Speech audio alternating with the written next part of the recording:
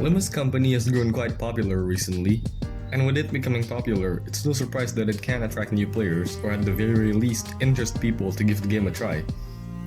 But most would consider not playing just by looking at the gameplay itself, and I can agree that yes, the gameplay does look confusing at first, but I can guarantee you that this game is quite easy when you understand how things work. Alright, I mean, it is hard at some points, but let me explain. When you first saw the gameplay, I'm sure you were thinking of something like, what the hell am I looking at? Statistics? And you probably got discouraged or questioned whether it's worth it to give the game a shot. Don't worry about that because I'll be explaining to you everything you need to know before you play Limbus Company. So I hope that by watching this video, you can at least dive into Limbus with a basic understanding of it, or maybe you can understand the game further if you're already playing it. To start things off, first of all, read. If you're familiar with or have played other turn-based games like Honkai Star Rail and Persona, well, you're gonna have to be used to the turn-based system in this game. Reading plays a big role in your fights. What do I mean by this? Just have a look at this picture. Still looks self-explanatory. Now have a look at this one. Don't worry about this one though. If you're still in early game, then you don't have to think about them too much.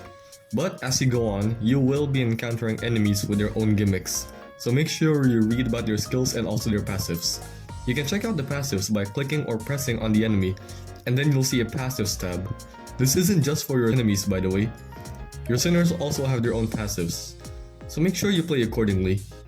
Speaking of sinners, let's get into the second thing, which is team building. You have 12 sinners and can only use 7 in a single team. It's important to note that each sinner has their own role according to their ID. IDs, to put it simply, are just different versions of the sinners. Each sinners have their unique IDs, which can either serve as a support for the team, or a damage dealer, or even both. So, how do you know if an ID is bad or good for early game? Well, I recommend you check out this video, so you can check out and see whether the ID you just got from your pool is considered good or not. However, if you're still in early game, you don't need to worry about the IDs you have being good or not, and just focus on increasing their level. Now, when you look at a certain ID, you'll notice on their skill that it will say something like this. Each IDs have their own status inflict. Think of these like buffs or debuffs. Examples of buffs are charge, poise, and coin or attack power-up. Some IDs have a unique status effect like Manager Dunn, Princess Rodion, and Priest Gregor, which can buff their skills. Examples of debuffs are Bleed, Tremor, Sinking, Burn, and Rupture. Think of these as something like elements. You'll notice there's also a color on the skill. The color refers to the sin affinities, which are red for wrath, orange for lust, yellow for sloth, green for gluttony, blue for gloom, dark blue for pride, and purple for envy. Every time you use a skill and deal damage with it, whatever color that skill is, you'll get one resource of that sin affinity. These sins serve as energy for you to use your ego. Keep in mind that every ego has different sin requirements. Also, don't use base egos and expect high damage. Although they have a really high coin power and their animation looks like a powerful skill, it isn't always the case. Egos have their own purpose. Some are for debuffing, some are for buffing, and some are for dealing damage, and some are also for support. It's important to note that when you're building a team, it's more optimal to build a team with IDs that can inflict or play around the same statuses. For example, if you're building a bleed team, then every ID in that team will be IDs who inflict bleed. Most statuses have these two numbers next to each other. The one on the left is potency, and the one on the right is count. Count is the number of stacks remaining, and potency is how much value is inflicted when the count decreases. For example, this enemy has rupture inflicted on them, with 5 potency and 1 count. When this enemy gets hit, they'll take 5 rupture damage, and the count decreases. The same thing goes for sinking and bleed, although bleed works a bit differently. Bleed only deals damage when the enemy uses an attack coin, so bleed will only deal damage mainly when you clash. Now that you know about statuses, let's get into the core mechanics of Limbus, which is clashing. Clashing works by rolling heads or tails. and every time heads is rolled, a certain value is added, and whoever has the highest value wins the clash. Some skills use negative coins instead, which means they start at the highest value, and when they roll heads, the value decreases. Some IDs have a gimmick like this. Your SP plays a big role in helping you clash. The more SP you have, the more likely you are to roll heads. The less SP you have, the more likely you are to roll tails. I'll show you an example.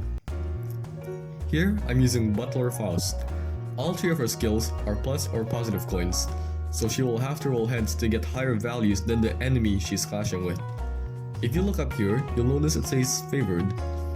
This is an estimation of the results of the clash. Clash results have 5 estimations, starting from hopeless, and then struggling, neutral, favored, and dominating. If it says hopeless, then your sinner has a very low chance of winning the clash. If it says struggling, your sinner has a low chance of winning the clash. If it says neutral, it means neither side is at an advantage, nor are they at a disadvantage. When this says favored, it means that your sinner has a slight advantage of winning, and when this says dominating, it means your sinner has a high advantage of winning. Keep in mind that dominating does not mean a guaranteed win, as sometimes RNG may screw you over at the last second, and instead you may lose the clash. The same thing can also happen vice versa. Now let's take a look at N-Corp Sinclair. All of his skills are negative coins, so you don't need to have a lot of SP for him to win clashes. In fact, he is made to be at negative SP, since all of his skills will reduce his SP on use. So to put it simply, plus coin means start at a lower value, and heads mean another value gets added based on the coin power, and minus coin means start at the highest value, and heads mean the value gets decreased. I forgot to mention, in focused encounters, there's a mechanic called redirecting. Now, how exactly does redirecting work? To put it simply, here, the enemy is targeting Honglu. Well, let's say Honglu can't clash with this because the estimated result is struggling or hopeless. As long as another sinner in the team has a speed higher than the enemy, in this case Heathcliff, then I can make Heathcliff clash with the enemy skill slot that's targeting Honglu, and Honglu can do an unopposed attack instead, saving the hassle of clashing and potentially losing.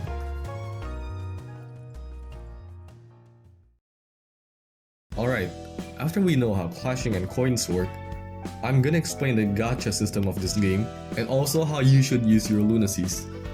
The gacha system in Limbus works a bit differently from your usual gacha game.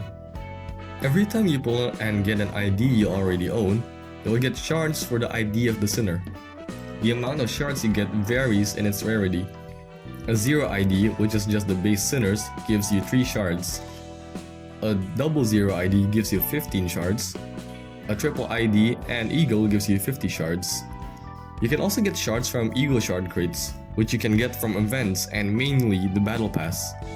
What can I use these shards for, you may ask? These shards serve as a currency you can dispense only for IDs or Egos based on that sinner. However, there is a limit to this. You can only use shards to dispense for IDs or Egos from every season but the last one. So currently, at the time I released this video, Limbus Company is now at Season 6. So that means I cannot dispense any IDs or Egos from Season 5. However, I can dispense the ones from Season 1, 2, 3, 4, and 6. You can also dispense newly released IDs, but you'll have to wait a week until you can dispense them. You can also get past IDs or Egos from extracting, which is the same thing as pulling. However, the same rule for dispensing applies here, in which you can only get IDs or Egos from every season but the last one.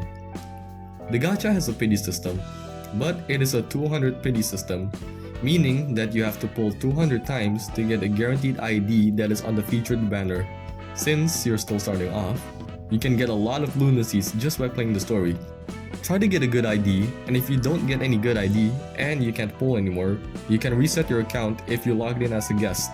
However, this method works only on mobile since you can choose to log in with a guest account.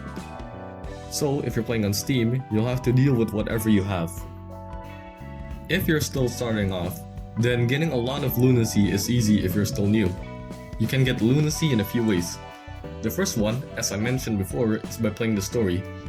Every time you complete a chapter, make sure you check the top right over here. You can get bonus lunacies when you complete each half of a canto. You can get extra lunacy if you complete the X requirement for each stage. The second one is by playing Mirror Dungeon. This will be your main lunacy source when you reach the endgame. The Mirror Dungeon is a weekly dungeon that rewards you with 250 lunacy for every run completed. You can get a maximum of 750 lunacy, which you can get instantly if you complete the Mirror Dungeon in hard mode, while in normal mode, you'll have to do 3 runs. The third one is the Battle Pass.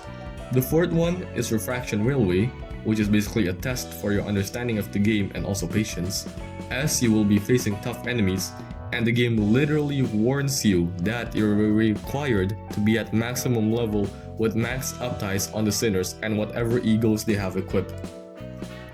Once you have enough lunacies and want to pull, make sure you ask yourself something like, do I really need this ID? Assuming you have a decent team, it's more optimal to save your lunacies. Why do I say this? This is because Limbus has an event called Walpurgis, which happens every 3 to 4 months, excluding this year, and in Walpurgis, you can get IDs or egos which cannot be dispensed until the next Walpurgis. These IDs or egos are considered to be really good, which they are. Earlier, when I was explaining about the Refraction Railway, I mentioned upties. Upties are basically upgrades for your sinners in terms of their skills, giving them a passive and unlocking their third skill when you reach uptie 3.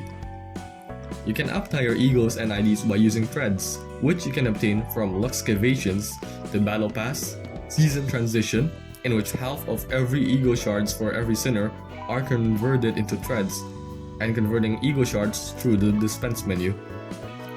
So that's pretty much everything you need to know about Limbus. I hope that after watching this, you can give it a try. This is my first time making a guide video, so I really appreciate any inputs you can give to me in the comments. If there's any mistake or something else I forgot to mention in this video, then please don't hesitate to let me know in the comment section.